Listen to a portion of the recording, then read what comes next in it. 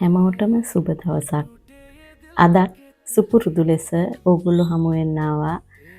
තවත් මනුස්ස ලෝකයේ ජීවත් වෙන්න අපිට සතුට හදන, අපිට සතුට දුක දෙකම ලබා දෙන තවත් කාරණයක් ගැන කතා බස් කරන්න. ඉතින් වෙනදා වගේම සුපුරුදු ලෙසට මගේ මේ වීඩියෝ එක නරඹන ඔබ සියලු දෙනාම ඉතාම ආදරයෙන් ගෞරවයෙන් පිළිගනු ලබනවා අපේ Earth Life YouTube channel එකට. ඒ වගේම අද අපි කතා කරන්න යන මාතෘකාව තමයි කෑම නැත්නම් අපි ශරීරය අපි පවත්වාගෙන යන්න මනුස්ස ලෝකයේදී අපිට ඉතාම වැදගත් වෙන දෙයක් තමයි ආහාරය කියන්නේ. මේ ආහාරය අපිට සැප සතුට හදන ගමන්ම දුක ශෝකයක් නිර්මාණය කරන අවස්ථා නැතුවම නෙමෙයි. අපි ඒ ගැන තමයි අද මනුස්ස ලෝකයේ සතුට වෙනුවෙන් කතා කරන්න සූදානම් වෙලා ඉන්නේ. එහෙනම් අපි දන්නවා අපි උපන්දා ඉඳන් මේ වෙනකම්ම අපි කෑම කෑවනේ නේද? ඔයයි මමයි දෙන්නම මේ මොහොතේ බඩගින්නේ නෙමෙයි තමයි මේ වීඩියෝ එක බලනවා ඇත්තේ. ඉතින් ඒ නිසා අපි මේ ආහාර ගැන කතා කරොත් මනුස්ස ලෝකයේ සතුටින් ජීවත් වෙන්න ආහාරවල බලපෑම අපි සාකච්ඡා කරොත් මනුස්ස ජීවිතයේ සතුට ශක්තිය හැසිරීම මේ විශාල ප්‍රමාණයකට නිරෝගීභාවය අපේ එදිනෙදා කාර්යයන් ඇතුළු මේ විශාල ප්‍රමාණයකට ආහාර නැත්තම් කෑම කියන සාධකය අපිට අනිවාර්යයෙන්ම සතුට දුක දෙකටම බලපෑම් ඇති කරනු ලබනවා. ඒක බහුතරයක් දෙනා මං හිතන්නේ නොදන්නව නෙමෙයි, ඊටාම ගොඩක් අය දන්න කාරණයක්. එතකොට මේ ආහාර ගැන කතා කරද්දී අපේ ජීවිතයේ සතුටට ආහාර බලපානවා නම් අපේ ජීවිතයේ මනසට අපි ගන්නා ආහාරවල ස්වභාවය බලපානවා නම් අපේ ජීවිතයේ ශක්තියට අපේ ජීවිතයේ හැසිරීමට මේ සියලු දේටම ආහාර කියන සාධකය බලපානවා නම් මනුස්ස ලෝකයේ මූලික ස්ථානයක් මේ ආහාරවලට අපි අනිවාර්යයෙන්ම ලබා දිය යුතුයි නේද? ඉතින් අපි නොසිතනත් අපි වැඩි මූලිකත්වයක් නොදෙන එක් කාරණයක් තමයි මේ ආහාර කියන්නේ. ගොඩක් අයට නම් ඇත්තටම මේ ඒ සම්බන්ධ කිසිම දැනුමකුත් නැහැ. ඒ සම්බන්ධ අපි කිසිම මූලිකත්වයක් දෙන්නෙත් නැහැ. උදේට නැගිට්ටා, බඩගිනි වුණාම මොන හරි චුට්ටක් බරට දාගත්තා, රස්සාවට දිව්වා, ගෙදර ආවා, ආයෙ බඩගිනි වුණාම මොන හරි කෑවා. මේ ඇත්තටම කන්නේ මම මොනවාද කියන එකවත් බහුතරයක් දෙනා අද වෙද්දි සමාජයේ ඉන්න දන්නේ නැහැ. මේකම හේතු වෙලා තියෙනවා වැඩි කාලයක් යන්න මත්තෙන් අපිව රෝගියොන් බවට, රෝගී පුද්ගලයන් බවට පත් වෙන්න. ඉතින් විශේෂයෙන්ම මේ ගැන නොසිතා සිටියොත්, නොසලකා හැරියොත් අනිවාර්යයෙන්ම ඔයාගේ ජීවිතයේ ආයුෂය ගැන විතරක් නෙමෙයි, ඔයාගේ ජීවිතයේ වයස ඉදිරියට ගලාගෙන යද්දී අනිවාර්යයෙන්ම මේ කාරණය ඔයාට ඊටාම අසුබ ලෙස මුහුණ දෙන්න හේතුවක් සාධකයක් වෙනවාම තමයි. ඉතින් කේන්තියෙන් තරහෙන් කෑම කනයි අපි දැකලා නැද්ද? දැකලා තියෙනවා. අපිට තරහ ගිය වෙලේට අපි කේන්තියෙන් කෑම කනවා. අපිට දුක හිතුණු වෙලේට අපි කඳුළු වගුරුවමින් කෑම කනවා.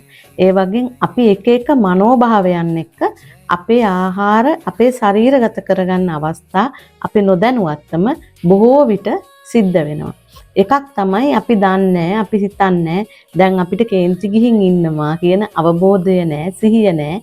දැන් අපි දුකෙන් ඉන්නවා කියන අවබෝධය නැහැ, සිහිය නැහැ. එතකොට අපි ඒ අවස්ථාවේ අපිට බඩගින්න දැනෙනවා. ඉතින් අපි දන්නේ අපේ මනෝභාවය කොහොමද කියලා හිතන්න. අපි දැනෙන බඩගින්නට කෑම අපේ ශරීරය ඇතුළට දමා ගන්නවා. සමහර අය ඉන්න ඔය කිසිම කාරණයක් නැහැ. නමුත් ටීවී එක ඉස්සරහට වෙලා තව මොනවා හරි ෆෝන් එකෙන් බලන ගමන් තමයි අපි කෑම ගන්නෙ. එතකොට අපි දන්නේ අපි හැම වෙලේම කතා කරනවා අපේ මේ ලෝකයේ තියෙන යම්කිසි ෆ්‍රීකවන්සි එකක්. නැත්තම් සංඛ්‍යාතයක් ගැන. එතකොට මේ සංඛ්‍යාතය කියන දේ අපේ සිරුර වටා විතරක් නෙමෙයි මේ සියලුම භෞතික වස්තුන් වටා මේ සංඛ්‍යාතය ගොඩ නැගිලා තියෙනවා. එතකොට මේ සංඛ්‍යාතය ගොඩ නැගිලා තියෙද්දී අපි මේ කන මේ ආහාරයේ වටෙත් මේ ලෙසම සංඛ්‍යාතයක් තියෙනවා. එතකොට ඔයා කේන්තියෙන් ඉන්නකොට, ඔයා දුකෙන් ඉන්නකොට ඒ සංඛ්‍යාතය ඔයාගේ ආහාර එක්ක කලවම් වෙලා ඔයා නොදැනුවත්වම ඔයාගේ ශරීරගත වෙනවා. ඒ වගේම අපි නොදැනුවට ගොඩක් අය දන්නේ නැති වුණාට නොපෙනෙන ගොඩක් දේවලුත් අපි අවට පරිසරයේ තියෙනවා. එතකොට ආහාරවලට ගිජුකමින් ඉන්න නොපෙනෙන ආත්ම නොපෙනෙන බලවේග තියෙනවා. ඒවත් යම්කිසි අවස්ථාවල අපේ මනෝභාවයේ පවතින දුර්වලතා ඇතුව අපි ආහාර ගන්න මොහොතක බොහොම පහසුවෙන් අපේ ශරීර අභ්‍යන්තර ගත වෙනවා. ඒ තුලින් අපිට ඇතිවෙන ලෙඩ රෝග, අපිට ඇතිවෙන අයහපත් බලපෑම ගැන අපිට නිකන්වත් හිතිලා තියෙනවද? මම හිතන විදිහට ගොඩක් අයට ඒක හිතිලා නැහැ. ඉතින් සමහර යෝගීවරුන්ගේ සංස්කෘතිය තුල නම් ඒගොල්ලෝ කෑම ගැන සාත්වික ආහාර කියලා නැත්නම් සාත්වික ෆුඩ් කියලා ඒගොල්ලෝ තමන්ගේ ආහාර රටාවේදී එවැනි ආහාර පමණක් ශරීරයට ගත යුතුයි කියලා ඒගොල්ලෝ නිගමනයකටපත් වෙලා සාත්වික ෆුඩ් වලට යොමු වෙලා ඉන්නවා. ඉතින් සාත්වික ෆුඩ් කියන එක ගැන දන්නේ නැත්නම් පොඩ්ඩක් හොයලා බලන්න ඔයගොල්ලන්ට දැනගන්න පුළුවන් වෙයි මොනවද මේ සාත්වික ෆුඩ් කියන්නේ කියලා.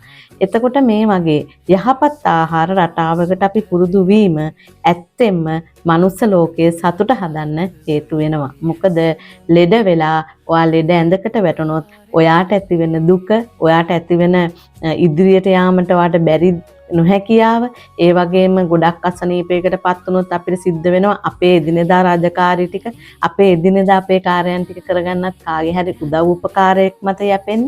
එතකොට අපිට ඇතිවෙන දුර්වලතා අපේ මනස තව ඉහළට ගෙනියන්න නෙමෙයි පහළට ගෙනියන්න හේතු වෙනවා. ඒ නිසා නිරෝගී භාවය රැකගන්න, ශරීර ශක්තිය රැකගන්න අපිට සුදුසු අපේ රෝගයන් වලට සුදුසු දේවල් අපි ශරීරගත කරගන්න අවශ්‍යයි ආහාර වශයෙන්. ඒ වගේම මේ වෙද්දී ලෙඩ වෙලා ඉන්නවනම් අපි දන්නවා දැන් ගොඩාක් අයට තියෙන බහුතර රෝගයක් තමයි ඩයබටිස් නැත්නම් දියවැඩියාව. ඉතින් සමහර විට මේ රෝගයේ ඉන්න අය ડોක්ටර්ස්ලා කියනවා අහනයි කියනවා මේ සුගර් නැත්නම් සීනි ශරීරගත කරගන්න එපා කියලා. නමුත් දැන මේක සුදුසුයි නෑ මගේ ශරීරයට කියලා එහෙම දේවල් දැනම කැමට ගන්න අය ඉන්නවා. ඒකට ගොඩක් බලපානවා ඒගොල්ලන්ගේ අපේ තියෙන ආහාරවල තියෙන තෘෂ්ණාව. ඒ වගේම අපි විශේෂයෙන් හිතන්නේ අපේ ශරීරයේ අභ්‍යන්තරයේ සිද්ධ වෙන කාරණා සම්බන්ධව නෙමෙයි. අපි හිතන්නේ මේ අපේ මේ ඊටාම දිගු ප්‍රමාණයෙන් ඊටාම අඩුවන දිව රස කරන්නේ කොහොමද කියන කාරණාව. ඉතින් ඇත්තටම දිවෙන් එහාට ගියාම ආහාරයේ රස කියන එකේ කිසිම වැදගත්කමක් නැහැ. ඒ නිසා අපි දිව පිනවීමේ අරමුණක් යොදාගෙන මනුස්ස ලෝකයේ තියෙන තෘෂ්ණාව කියන මායාවට අහු වෙලා අපි ආහාර අනුභව කරද්දී සිහිය පවත්වන්නේ නැති නිසා අපි නොදැනුවත්ව අපේ ශරීරයට අපි බොහෝ වෙලාවට විස අභ්‍යන්තරයට ඇතුළු කරගන්නවා. හිතනවා ඊට පස්සේ අපි ලෙඩ වුණාම අපිට කවුරු හරි වින කරලාද, කොඩි වින කරලාද, අපිට කවුරු හරි දේවල් කරලාද කියලා. නමුත් ඔය කියන කොඩි විනය තමන්ම තමයි තමන්ට කරගෙන තියෙන්නේ.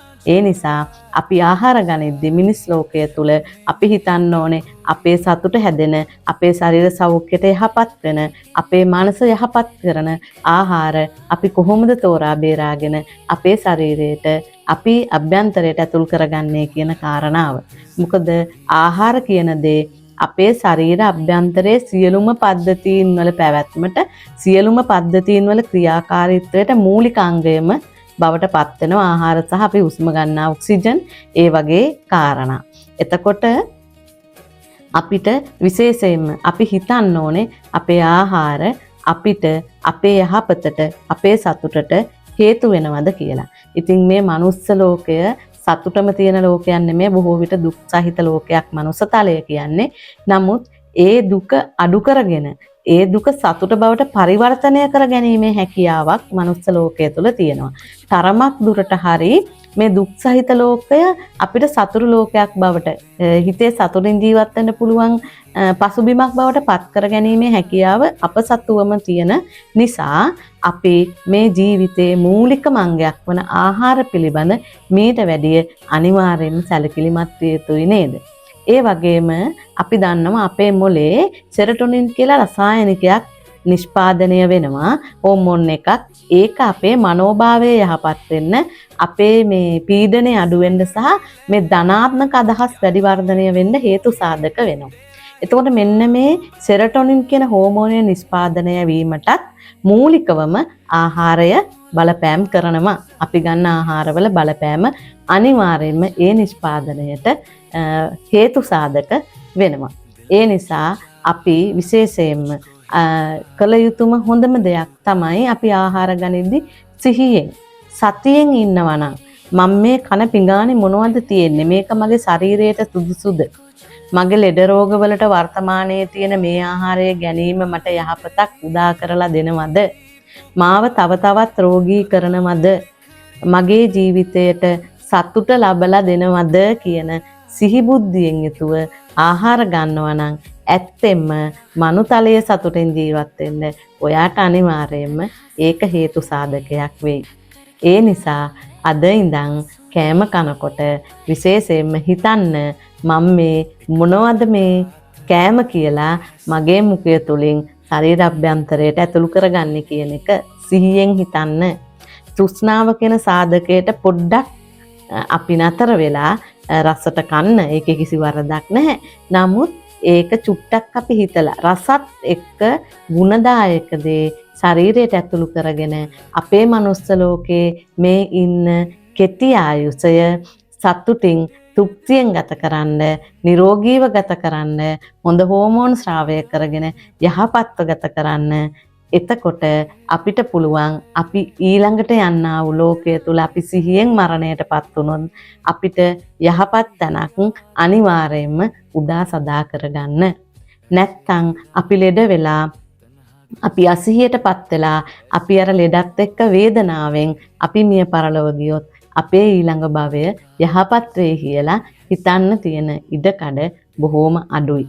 ඒ නිසා මගේ මේ දේශනාව, මගේ මේ චූටි කතාව අහගෙන හිටපු ඕගොල්ලෝ හැමදෙනාටම මම ආරාධනා කරනවා, මනුස්ස ලෝකේ අපි ජීවත් වෙන මේ කෙටි කාලය තුලදී අපි ගන්නා වූ ආහාර ගැන මීට වැඩිය සැලකිලිමත් වෙලා අපේ සතුට අපි හදාගමු කියලා. ඉතින් ඔයාලා හැමදෙනාටම වෙනදා වගේම ප්‍රාර්ථනා කරනවා සුබ දවසක්.